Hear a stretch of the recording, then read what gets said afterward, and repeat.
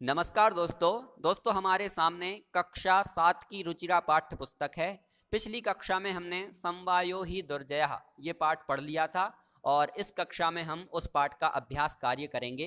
प्रश्न एक है, प्रश्नानाम उत्तराणि एक पदेन लिखत, यानी प्रश्नों के उत्तर एक पद में लिखने हैं। क वाला प्रश्न है, वृक्षे का प्रतिवसति स्म, यानी पेड़ पर कौन रहता था, तो उत्तर है चटका यानी चिड़िया।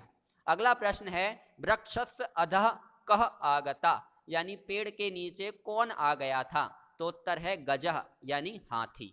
अगला प्रश्न है, गजः केन शाखाम अत्रोटयत, यानी हाथी ने किससे शाखा को तोड़ा था, तो उत्तर है शुंडेन यानी अपनी सूंड से तोड़ा था।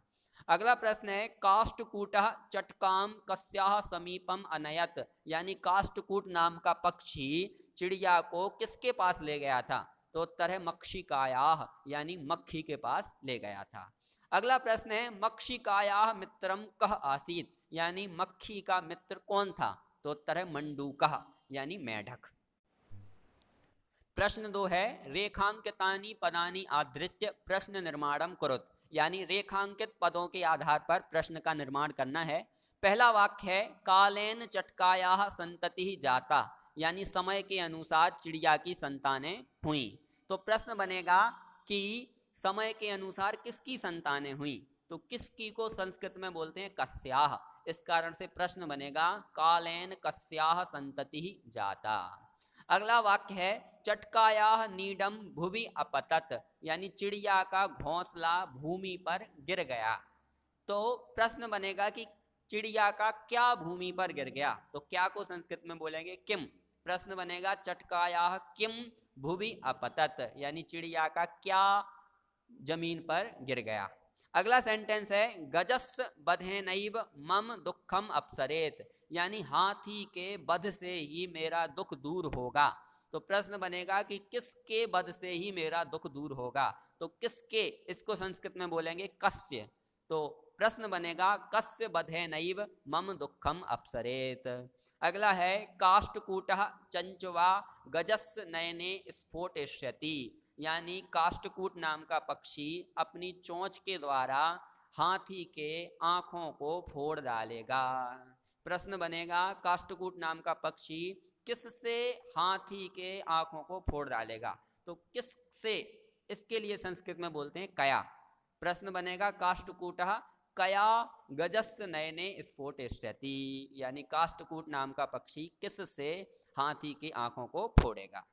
अब अपन चलते हैं प्रश्न नंबर 3 पर, जिसमें बोला है, मंजूषातः क्रियापदानि चित्वा रिक्त स्थानानि पूरयत, यानी मंजूषा में से क्रियापदों को चुनना है और रिक्त स्थानों की पूर्ति करनी है। पहला सेंटेंस है, काष्ठकूटः चंचवा गजस्य नयने स्फोटयिष्यति, यानी काष्ठकूट नाम का पक्षी चोंच से हाथी के आंखों को फोड़ेगा। दूसरा वाक्य है, मार्गे स्थितः अहमपि शब्दम करिष्यामि, यानी रास्ते में स्थित मैं भी शब्द करूंगा। अगला है, तृषार्तः गजः जलाशयम गमिष्यति, यानी प्यास से व्याकुल हाथी तालाब के पास जाएगा। अगला सेंटेंस है, गजः गर्ते पतिष्यति, यानी हाथी गड्ढे में गिर जाएगा। अगला सेंटेंस है, काष्ठकूटः ताम मक्षिकायाः समीपम अनयत, यानी काष्ठकूट नाम का पक्षी उसको मक्खी के पास ले गया। और सबसे अंत में है, गजः शुंडेन वृक्ष शाखायाः त्रोटयत, यानी हाथी ने सूंड से वृक्ष की शाखा को तोड़ डाला। अब अपन चलते हैं प्रश्न नंबर 4 पर, जिसमें बोला है, प्रश्नानाम उत्तराणि एक वाक्यन लिखत, यानी प्रश्नों के उत्तर पूरा एक वाक्य में लिखना है। पहला प्रश्न है, चटकायाः विलापम श्रुत्वा काष्ठकूटः ताम किम अपृच्छत, यानी चिड़िया के विलाप को सुन करके काष्ठकूट नाम का पक्षी क्या बोला था या उसने क्या पूछा था, तो उत्तर है, चटकायाः विलापम श्रुत्वा काष्ठकूटः ताम अपृच्छत भद्रे किमर्थम विलपसि। तो चिड़िया के विलाप को सुन करके काष्ठकूट ने पूछा था कि हे चिड़िया, हे प्रिय, क्यों रो रही हो, क्यों विलाप कर रही हो। अगला है, चटकायाः काष्ठकूटस्य च वार्तां श्रुत्वा मक्षिका किम अवदत, यानी चिड़िया की और काष्ठकूट नाम के पक्षी की बात को सुन करके मक्खी क्या बोली थी? उत्तर है चटकायाः काष्ठकूटस्य च वार्तां श्रुत्वा मक्षिका अवदत् ममापि मित्रं मंडूकः मेघनादः अस्ति शीघ्रं तमुपेत्य यथोचितं करिष्यामः। यानी चिड़िया और काष्ठकूट की बातों को सुन करके मक्खी बोली थी कि मेरा भी मित्र मेढक मेघनाद है, शीघ्र ही उसके पास जाकर के जो कुछ उचित होगा वो करेंगे। गा वाला प्रश्न है मेघनादः मक्षिकाम किम अवदत्, यानी मेघनाद ने मक्षिका को क्या बोला था? उत्तर है मेघनादः मक्षिकाम अवदत् यथाहम कथयामि तथा कुरुतम। मेघनाद ने मक्खी से बोला था कि जैसा मैं कहता हूं वैसा करो। अगला प्रश्न है चटकायाः चटका काष्ठकूटम किम अवदत्, यानी चिड़िया ने काष्ठकूट को क्या बोला था? तो उत्तर है चटका काष्ठकूटम अवदत् दुष्टेनैकेन गजेन मम संतति नाशिता तस्य गजस्य वधेनैव मम दुखम अपसरेत। यानी एक दुष्ट हाथी के द्वारा मेरी संतानें नाश कर दी गई हैं और उस हाथी के वध से ही मेरा दुख दूर होगा, ये बोला था। चलिए अब चलते हैं अपन प्रश्न नंबर 5 पर, जिसमें बोला है उदाहरणम अनुसृत्य रिक्त स्थानानि पूरयत, यानी उदाहरण के अनुसार रिक्त स्थान की पूर्ति करनी है। देखिए इस पाठ में अपन को लिरिट लकार यानी भविष्य काल की धातुएं पढ़ाई गई थी और इसका नंबर के खाली स्थान में अपन को लिरिट लकार का केवल प्रथम पुरुष भरना है। ठीक है, तो पठ धातु का प्रथम पुरुष होगा पठिष्यति पठिष्यतः पठिष्यन्ति, पत धातु का होगा प्रथम पुरुष पतिष्यति पतिष्यतः पतिष्यन्ति और मृ धातु का होगा मरिष्यति मरिष्यतः मरिष्यन्ति। उसी प्रकार खा वाला प्रश्न है जिसमें मध्यम पुरुष भरना है, तो गम धातु का मध्यम पुरुष होगा गमिष्यसि गमिष्यथः गमिष्यथ, धाव धातु का होगा धाविष्यसि धाविष्यथः धाविष्यथ और क्रीड धातु का होगा क्रीडिष्यसि क्रीडिष्यथः क्रीडिष्यथ, इस प्रकार से।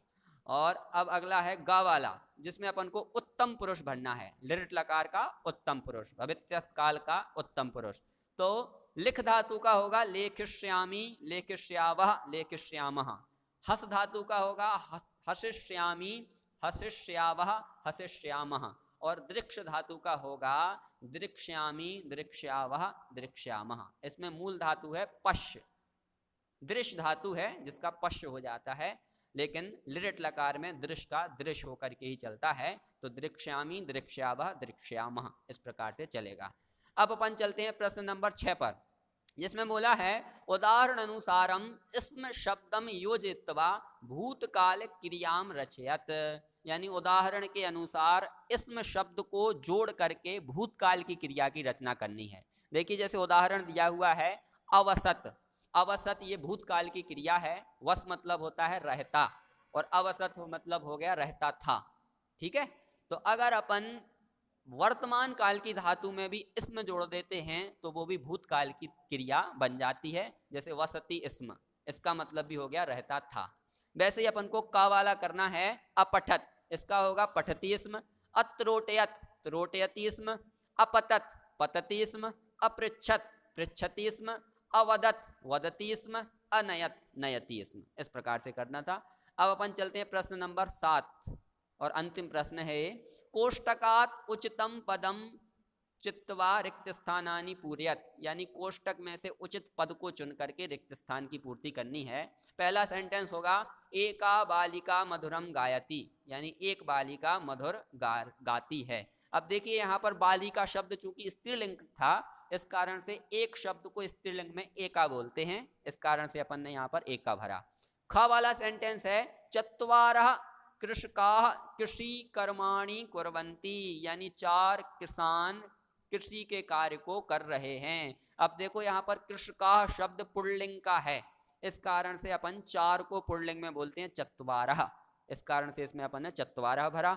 अगला है तानि पत्राणि सुंदराणि सन्ति, यानी वे सब पत्ते सुंदर हैं। इसमें जो पत्राणि शब्द है वो नपुंसकलिंग का है, इस कारण से नपुंसकलिंग का तानि यहाँ पर लिखा गया। अगला है धेनवः दुग्धम ददति, यानी गायें दूध देती हैं। अब यहाँ पर ध्यान देना है, यहाँ पर धैनु शब्द क्या बहुवचन है, धैनवः, तो क्रिया भी बहुवचन की प्रयोग होगी और क्रिया इसमें बहुवचन की है ददति, तो ददति का प्रयोग हुआ। अगला है वयम संस्कृतम अपठाम, यानी हम सब संस्कृत को पढ़ते हैं। तो इसमें देखिए वयम शब्द चूंकि उत्तम पुरुष का बहुवचन है, इस कारण से उत्तम पुरुष के बहुवचन की क्रिया आई है अपठाम। तो इस प्रकार से अपन ने अभ्यास कार्य कर लिया।